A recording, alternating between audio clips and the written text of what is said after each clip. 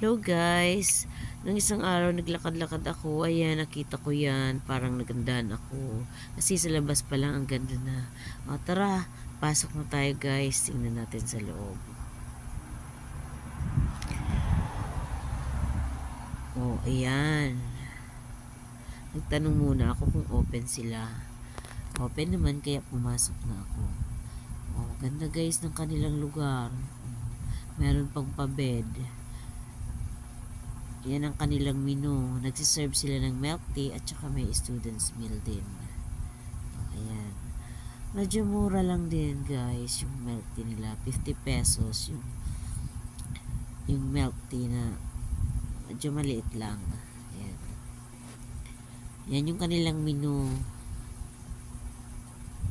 Yan si kuya yung tendero ng milk tea. Yan.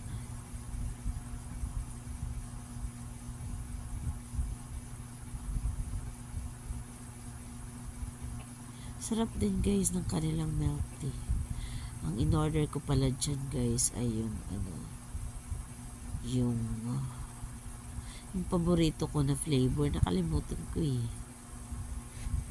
Ito, ang paborito ko? Ay, nakalimutan ko talagang paborito ko. Ay, Okinawa guys. So, ayan yung kanilang upuan. Diba? Parang class, tingnan. Yan, pinakita ko na yan guys kanina sa inyo yung kanilang menu. Ang linis nila. Tsaka meron pa silang papicturan yung kanina. Tsaka pwede ka pa dyan mahiga-higa habang naghihintay ng order. Meron din sila ng sala. Ayan.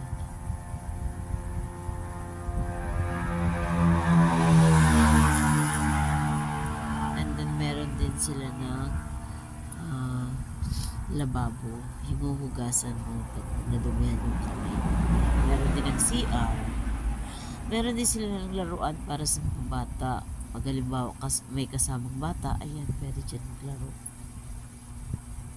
Nagpicture nga ako dyan, tara guys, punta kayo doon pag napunta kayo ng Irusin.